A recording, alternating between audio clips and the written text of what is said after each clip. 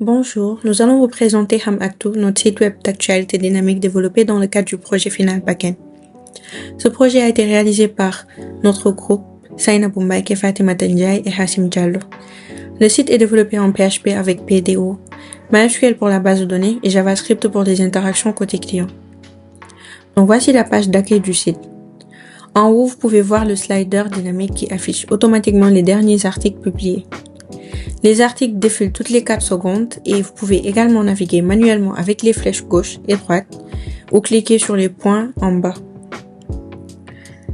En dessous du slider, on retrouve la liste des derniers articles avec leur titre, leur description, catégorie et auteur. À droite, une barre latérale permet de filtrer les articles par catégorie. Et en haut de la page, une barre de recherche permet de rechercher un article par son titre, sa description ou son contenu. Testons avec un mot-clé, Cannes 2025 par exemple. Les résultats s'affichent instantanément.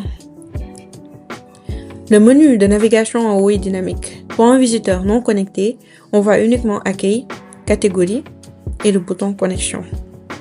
Cliquons maintenant sur Catégorie. On peut voir ici toutes les catégories disponibles, avec pour chacune le nombre d'articles qu'elle contient. En cliquant sur une catégorie, on filtre automatiquement les articles correspondants. Et en cliquant sur le titre d'un article ou sur le bouton Lire la suite, on accède à la page de détail et on y trouve le titre complet, la catégorie, la date de publication, l'auteur, le contenu intégral de l'article, ainsi que l'image ou la vidéo associée si elle existe. Pour l'instant, nous sommes en mode visiteur, donc nous ne pouvons que lire l'article et le bouton Retour nous ramène directement à la page d'accueil. Passons maintenant à la partie administration. Le formulaire est validé côté client en JavaScript, donc si on essaie de soumettre sans remplir les champs, des messages d'erreur apparaissent immédiatement sans rechargement de page. Connectons-nous maintenant avec le compte administrateur. Après connexion, on est redirigé vers le tableau de bord et on peut voir en haut le nom de l'utilisateur connecté avec son rôle. Le tableau de bord affiche 3 statistiques, le nombre total d'articles, le nombre de catégories et le nombre d'utilisateurs. Donc ces chiffres sont calculés en temps réel depuis la base de données. Et juste en dessous, nous avons un tableau qui liste les derniers articles avec leur catégorie, leur auteur et leur date de publication. Et pour chaque article, 2 actions sont disponibles. On peut modifier ou supprimer. En bas de la page, nous avons les actions rapides qui permettent d'accéder rapidement aux différentes sections du site. Cliquons sur Nouvel article. Le formulaire d'ajout d'article comporte plusieurs champs, le titre, la catégorie avec un menu déroulant personnalisé, la description courte, le contenu complet. On peut également uploader une image ou une vidéo et les champs d'upload sont stylisés, donc on clique dessus et le nom du fichier sélectionné s'affiche automatiquement. La validation JavaScript vérifie que tous les champs obligatoires sont remplis avant l'envoi, côté serveur. PHP vérifie également les données et le type réel des fichiers uploadés pour la sécurité. Donc, ajoutons un article de démonstration et l'article est créé et on est redirigé vers sa page de détail. On peut voir les boutons modifier et supprimer qui sont désormais disponibles car nous sommes connectés. Cliquons sur modifier. Le formulaire s'affiche avec toutes les données de l'article. Donc, effectuons une petite modification. Là, on peut modifier le titre, la catégorie, la description, le contenu ou même l'image. Donc, les modifications sont sauvegardées immédiatement en base de données. Après la modification, nous allons supprimer l'article. Si on clique sur le bouton supprimer, une boîte de dialogue personnalisée apparaît pour demander confirmation avant la suppression. Cette confirmation évite les suppressions accidentelles et si on confirme, l'article est supprimé de la base de données et on est ensuite redirigé vers le tableau de bord avec un message de confirmation. Et le fichier image ou vidéo associé est également supprimé du serveur. Passons maintenant à la gestion des catégories. On peut ajouter une nouvelle catégorie en remplissant le formulaire en haut avec un nom et une description qui est optionnelle. Le tableau en dessous liste toutes les catégories existantes et pour chacune, on peut modifier directement le nom et la description en ligne, puis cliquer sur sauvegarder. Donc la suppression d'une catégorie est protégée, c'est-à-dire si les articles utilisent cette catégorie, la suppression est bloquée pour maintenir l'intégrité des données. Passons maintenant à la gestion des utilisateurs. Donc, cette section est accessible uniquement à l'administrateur. On voit la liste de tous les utilisateurs avec leur nom, leur login, leur rôle et leur date de création. On peut modifier un utilisateur ou le supprimer. Notez qu'un administrateur ne peut pas supprimer son propre compte. Donc, ajoutons un nouvel éditeur. On met comme prénom Fatimata, nom Ndiaye, par exemple. On met son login, le mot de passe, Fatima. On confirme le mot de passe. Là, on choisit le rôle, éditeur. Et le formulaire valide que les deux mots de passe correspondent et que le login n'est pas déjà utilisé. Testons maintenant le compte éditeur. Là, nous allons d'abord nous déconnecter. Et ensuite, nous allons nous connecter avec le compte éditeur que nous venons de créer. Là, on met le login. C'était Fatima. Fatima avec F majuscule. On met le mot de passe. Là, on remarque immédiatement que l'interface est différente. Le menu ne contient plus les liens utilisateurs réservés à l'administrateur. Le tableau de bord affiche uniquement les articles de cet éditeur et les statistiques ne montrent que le nombre d'articles qu'il a ajoutés. Donc, l'éditeur peut ajouter, modifier et supprimer des articles et gérer les catégories, mais il n'a aucun accès à la gestion des utilisateurs. Là, on a 0 article parce que l'éditeur n'a pas encore ajouté d'article. Pour conclure, HamActu répond à l'ensemble des exigences du cahier des charges avec ces 3 niveaux d'accès: visiteur, éditeur et administrateur, chacun disposant d'une interface dédiée.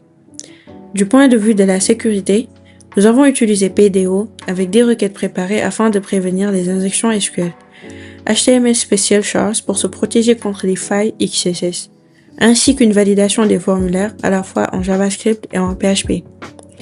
Nous avons aussi implémenté d'autres fonctionnalités comme l'upload d'images et de vidéos, un slider dynamique, une recherche avancée, une pagination numérotée, ainsi qu'un tableau de bord avec statistiques, et le tout accompagné d'une interface moderne et intuitive. Concernant la partie sur la structure et le fonctionnement du code de notre projet est structuré de la manière suivante. Nous avons tout d'abord un dossier nommé projet backend dans lequel nous avons 5 autres sous-dossiers et plusieurs fichiers. Parmi ces fichiers, nous avons entête.php, menu et pied.php qui sont trois fichiers qui, comme leur nom l'indique, une en-tête, un menu et un pied pour toutes les pages du site, ce qui nous permet d'éviter de retaper une en-tête, un code pour une en-tête, un code pour un menu et un code pour le pied de chaque page. Ces 3 fichiers sont inclus via un require once ou un include dans toutes les autres pages du site, qui nous permet ainsi d'économiser. Nous avons aussi projet backend.sql qui est le script d'initialisation de la base de données tout simplement. Nous avons style.css qui est du style associé à la page d'accueil et aux autres pages du site. Parmi les autres fichiers, nous avons accueil.php qui est la page d'accueil de notre site qui affiche les récents articles qui ont été publiés. Nous pouvons voir dans le code, nous pouvons voir ces variables qui permettent d'ailleurs par exemple de naviguer entre les articles avec des boutons suivants et précédents en fonction de la date de publication. Nous avons aussi des select qui permettent d'afficher l'ensemble des articles qui ont été publiés récemment. Nous avons connect.php et déconnect.php. Connect.php qui est la page de connexion de notre site qui permet à un visiteur de passer à un compte utilisateur et pouvoir effectuer différentes actions. Nous avons par exemple cette partie qui montre la condition qui vérifie si le login est correct et si le mot de passe est correct.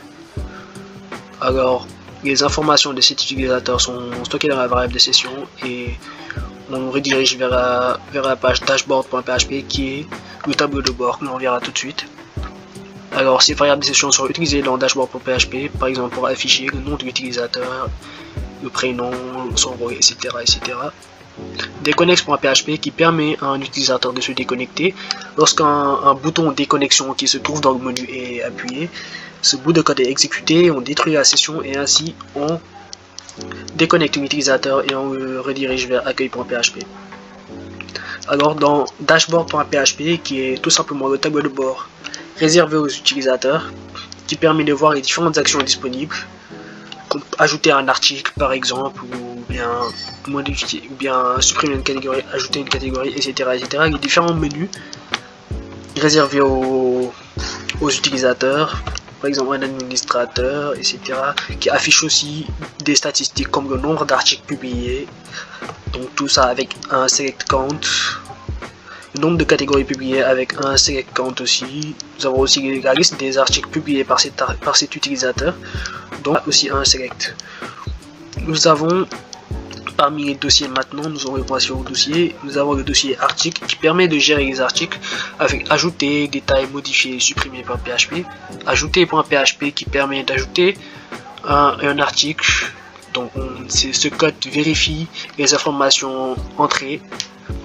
Lorsqu'on clique sur ajouter, un petit onglet est affiché. Il nous demande de saisir des informations. On saisit des informations et ainsi. Ce code vérifie les informations saisies et l'ajoute à la base de données avec un insert into sur la table article. Détail.php qui est la page affichée lorsqu'on clique sur un article. Et donc on peut voir les détails de cet article comme le nom de l'auteur, etc., etc. Nous avons modifier.php qui permet de modifier un article. Donc comme pour ajouter, nous allons saisir des informations. Ce code le code de cette page vérifie les informations, gère les erreurs pour être sûr que tous les champs ont été saisis, etc. Et ainsi on fait un update pour modifier les informations sur la table article. Pour supprimer, on fait la même chose mais avec un delete pour supprimer une ligne d'une table sur la base de données. Dans le dossier catégorie, nous avons deux fichiers gérer.php et liste.php qui permettent de lister les catégories avec donc un select, et gérer.php qui permet de faire les différentes actions possibles pour un article, supprimer, ajouter, modifier, donc avec un select ou un update, un delete, etc. Dans le dossier config, nous avons le fichier de configuration de la base de données, donc dans lequel est établie la connexion avec la base de données avec l'extension vidéo. Nous avons ci-dessous, nous avons les différentes constantes comme le nom d'utilisateur, le nom de la base de données, le mot de passe, le numéro de port, etc., etc. qui seront fournis en paramètres ici, et ainsi que d'autres paramètres aussi pour pouvoir établir la connexion. Et ce fichier sera intégré toutes les pages qui auront besoin de la base de données. Nous avons aussi Uploads qui contient les médias, tous les médias associés aux articles. Lorsqu'on clique sur un article, l'image ou la vidéo affichée se trouve dans ce dossier.